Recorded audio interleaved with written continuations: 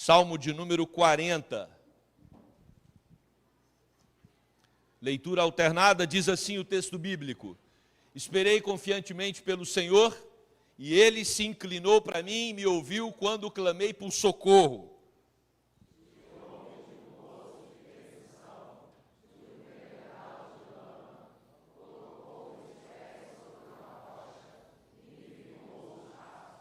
E me pôs nos lábios um novo cântico, um hino de louvor ao nosso Deus. Muitos verão estas coisas, temerão e confiarão no Senhor.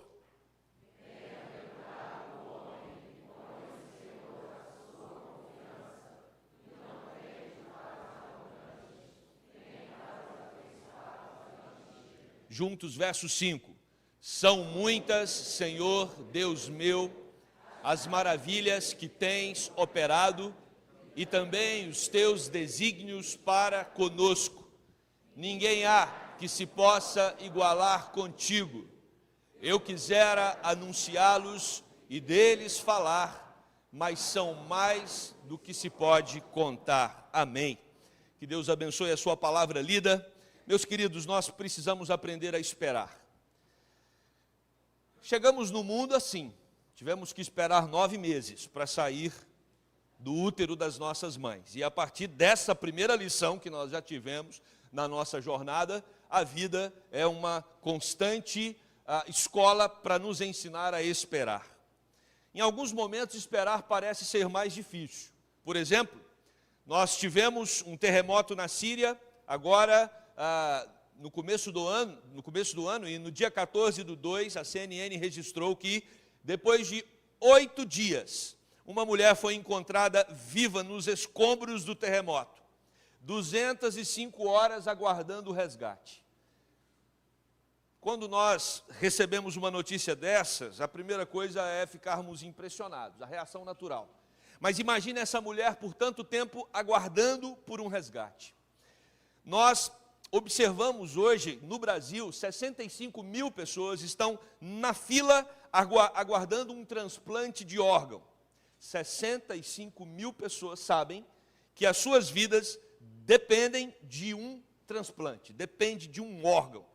Nós temos no mundo hoje aproximadamente 830 milhões de pessoas famintas, que não sabem se vão comer no dia de hoje. Todas essas pessoas estão esperando o alimento. Ou seja, nós apontamos aqui alguns casos graves, crônicos, alguém que espera 8 dias por um socorro, alguém que está esperando por um transplante de órgão, ou alguém que está esperando um prato de comida, mas, via de regra, todo mundo que entrou aqui hoje pela manhã está aguardando alguma coisa ou algo acontecer na sua vida. E esse texto é um texto que fala exatamente sobre isso. Davi, ele escreve o Salmo 40, nós não sabemos ao certo qual é o contexto em que Davi escreveu esse salmo, mas o verso de número 1, nós temos uma ação do rei Davi. A ação dele é esperar. E é interessante que no hebraico ele usa uma expressão que, se fôssemos traduzir literalmente para o português, seria esperando, esperei. Esperando, esperei. Sabe quando você está esperando uma coisa que não acontece? E aí você espera mais um pouco e continua sem acontecer? E aí a sua paciência está acabando e você tem que esperar mais um pouco? Isso chama, no hebraico, o recurso utilizado é exatamente esse. A ideia de um superlativo. Já falamos sobre isso aqui. Na língua hebraica não existe o superlativo, por isso ele repete por 2 vezes o verbo esperar. Esperando, esperei. Ou seja, esperei a exaustão. Eu já estava cansado de esperar, mas esperei mais um pouco. Talvez você entrou aqui hoje e a sua vida está assim. Você está na expectativa de uma resposta e a resposta não chega, a solução não vem, o problema está à porta, você não consegue observar uma rota de fuga e está esperando, esperando, esperando. Mas o texto é um texto que não tem o propósito de nos fazer desesperar de tanto esperar. Porque nós somos o povo de Deus. E por sermos o povo de Deus, não há razão para o desespero. Porque todo aquele que espera no Senhor vai ter uma reação do Senhor. Se Davi tem uma ação de esperar, Deus tem uma reação de atender o clamor do rei Davi. O versículo 1 ainda vai dizer que esse homem, rei Davi, que está esperando no Senhor, ele vai ter uma resposta. E o verso 1, na segunda parte, vai dizer que Deus, então, se inclinou enquanto Davi esperava. Deus se inclina. A ideia de inclinar, ela envolve muitos aspectos. O primeiro deles é uma humilhação. Nós nos curvamos diante de alguém por quem nós temos uma reverência. Inclinação, além de ser uma atitude de humilhação, também é uma atitude de socorro. Se você vê seu filho correndo pela casa com o tênis e o cadarço desamarrado, você fala: filho, para, senão você vai cair. Deixa a mamãe ou o papai amarrar o cadarço. Você tem que se curvar para servir o seu filho e amarrar o cadarço do tênis. O que Davi quer enfatizar é que o nosso Deus não é alguém que vive assentado num trono lá no céu sem se preocupar conosco. Muito pelo contrário, o nosso Deus é um Deus que desce. Ele é um Deus que vem. E a palavra nata, né, que é a ideia, que é o verbo aqui inclinar, também pode ser traduzido como Deus se esticando para nos ajudar. Alguém que está se afogando e outra pessoa vai lá e estica o braço para tirar o indivíduo daquela situação difícil, daquela situação de pânico.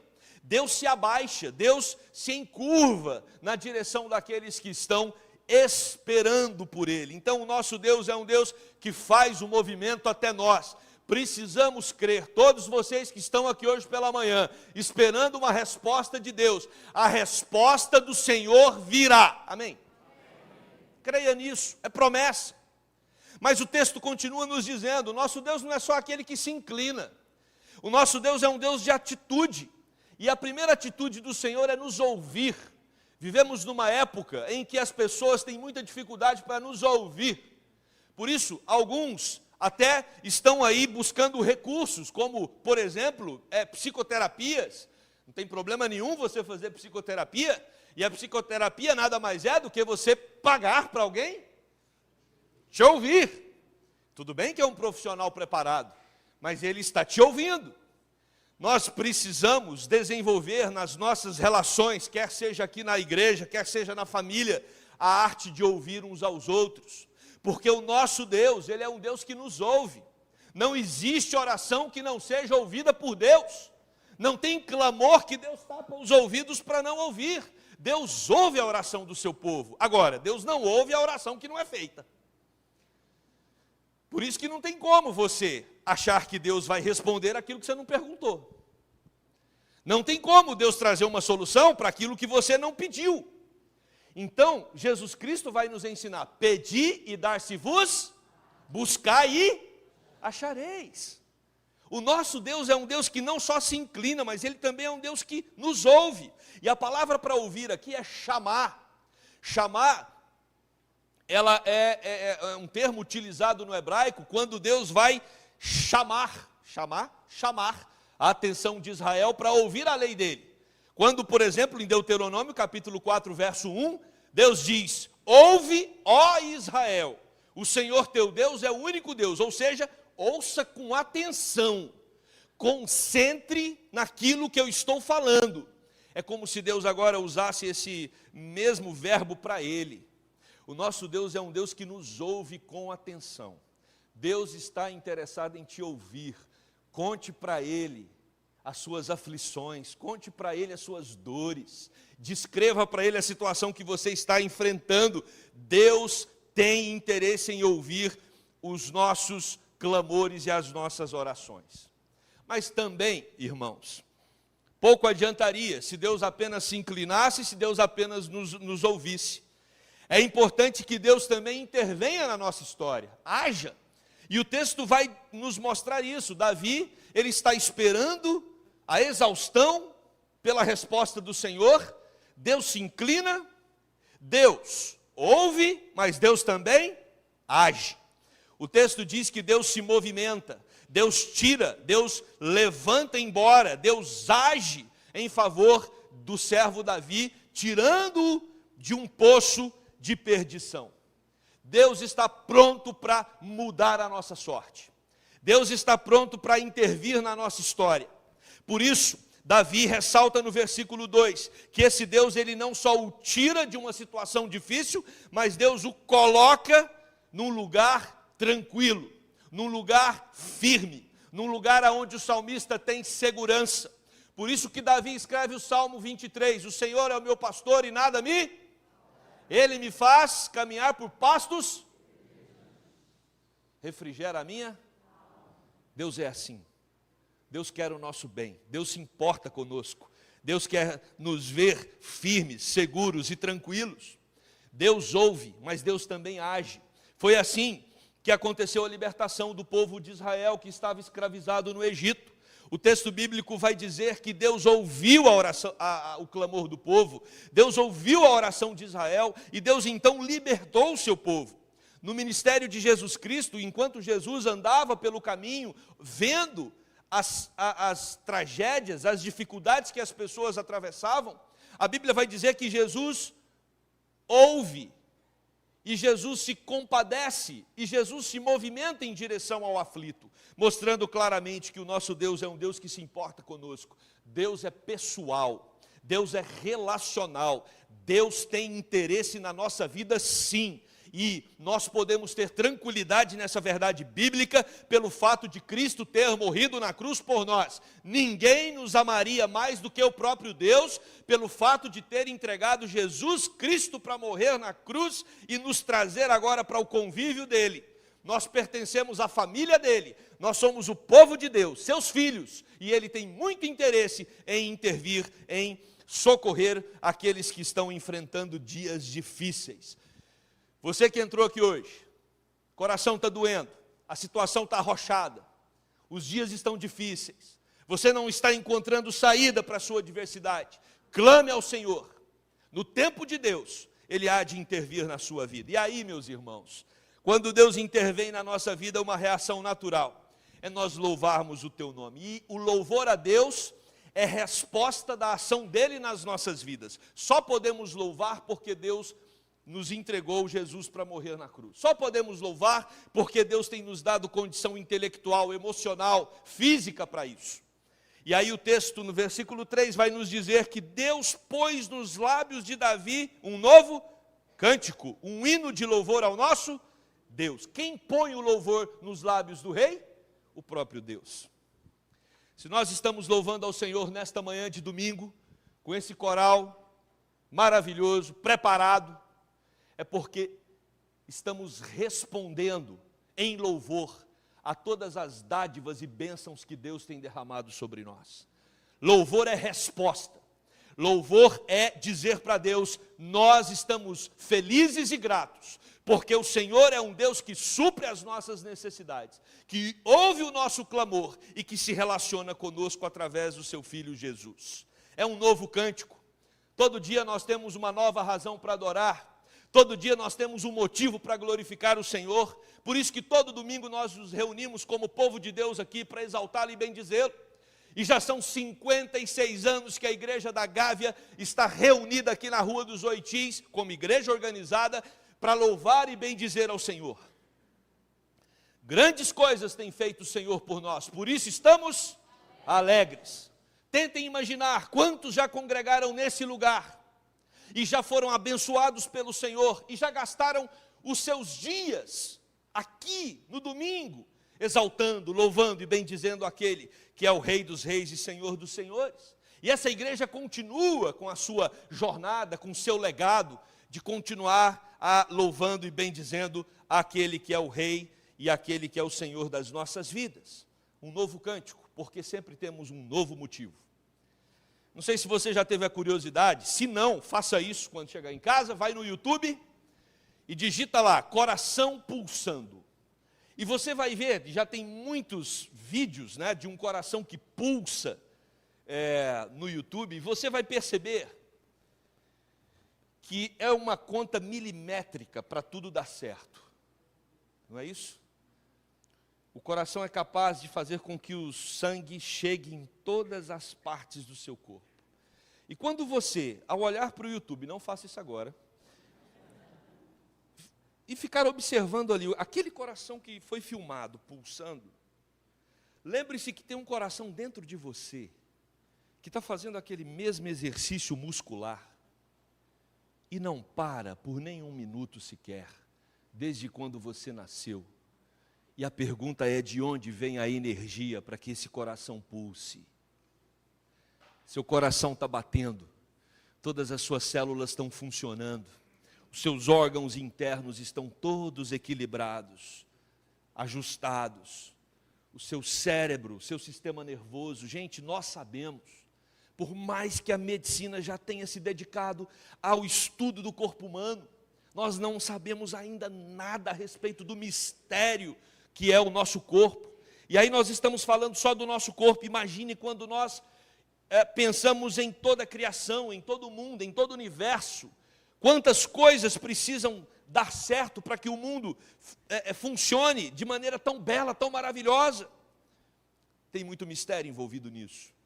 Por isso, todo dia nós temos uma razão para louvar. E o versículo 3 diz que à medida que nós louvamos ao Senhor, o resultado natural é que a sociedade, as pessoas que estão ao nosso redor, a nossa família, os nossos vizinhos, os colegas de trabalho, as pessoas que fazem parte do nosso núcleo de relacionamento, essas pessoas vejam e temam e confiem no Senhor, porque Deus tem feito grandes coisas na nossa vida. O resultado disso então é testemunho e conversão. Pessoas vão ficar admiradas com as obras do Senhor. E aí, meus queridos, o versículo de número 4 vai nos dizer: bem-aventurado o homem que põe no Senhor a sua confiança. Confiar no Senhor é o grande desafio da vida. Fé, muito cuidado. A palavra fé tem sido desgastada nos nossos dias, como se fosse um pensamento positivo. Eu vou ter fé, eu vou acreditar, eu vou crer. Não, fé é mais do que se desesperar para que alguma coisa aconteça. O nome disso é pensamento positivo. Fé é você pegar a sua vida, entregar nas mãos de Deus e confiar. Descansar. Bem-aventurado o homem que põe, que coloca, que entrega a sua vida ao Senhor e descansa. Esse homem, essa pessoa, ela vai ser feliz, e essa pessoa, ela não vai correr o risco de tender para os arrogantes ou para os mentirosos. É isso que o versículo 4 nos ensina. Aquele que confia no Senhor não se orgulha. Se lembrem da exposição que nós fizemos das bem-aventuranças do Sermão do Monte? Bem-aventurados os humildes de coração, ou humildes de espírito. O humilde de espírito é o indivíduo que sabe que toda boa dádiva, todo dom perfeito, vem de onde? Do Pai das luzes. Tudo que nós temos de bom vem do Senhor. Tudo que nós temos de ruim vem de nós mesmos. Mas tudo que nós temos de bom vem do Senhor, por isso nós não temos do que nos orgulhar. Quando nós confiamos no Senhor, nós temos motivos para adorar. Porque sabemos que é Ele quem nos dá condições para trabalhar. Ah, mas eu que consigo o meu recurso para sustentar minha casa. Sim, meu querido, mas quem te dá condições para conseguir o recurso é Deus. Nós não podemos ser arrogantes como cristãos.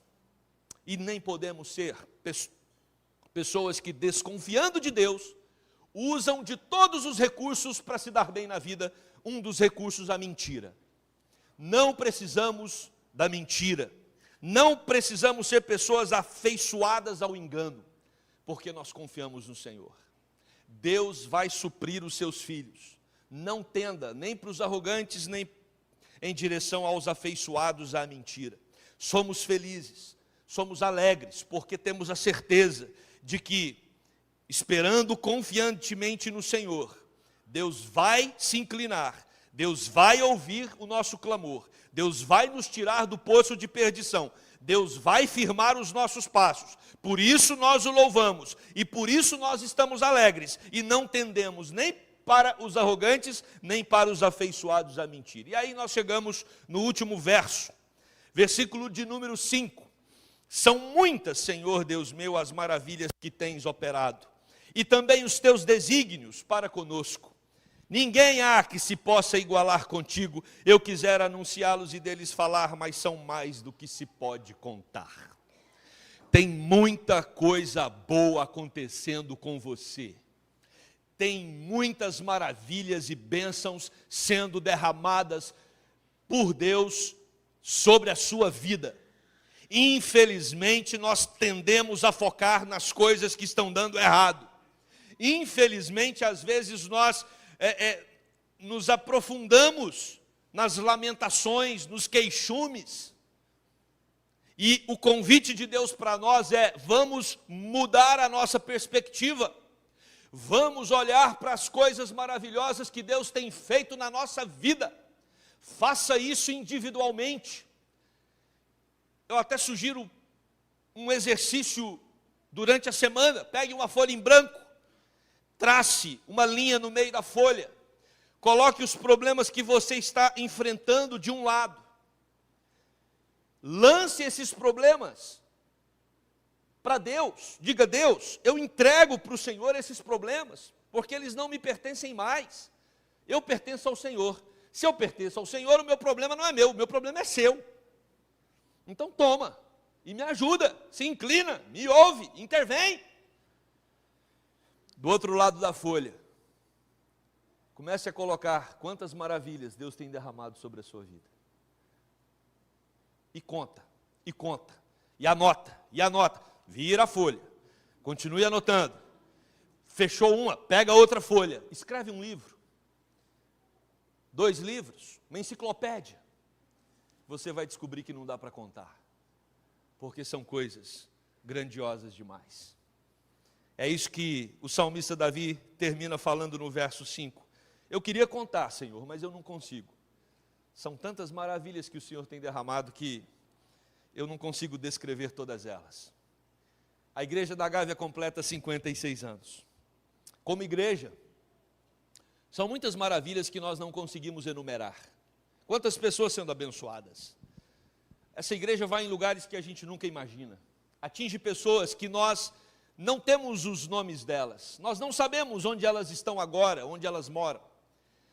Mas a igreja da Gávea, assim como tantas igrejas do Senhor Jesus espalhadas pelo mundo, estão afetando pessoas, atingindo pessoas. E essa igreja tem cumprido o seu papel.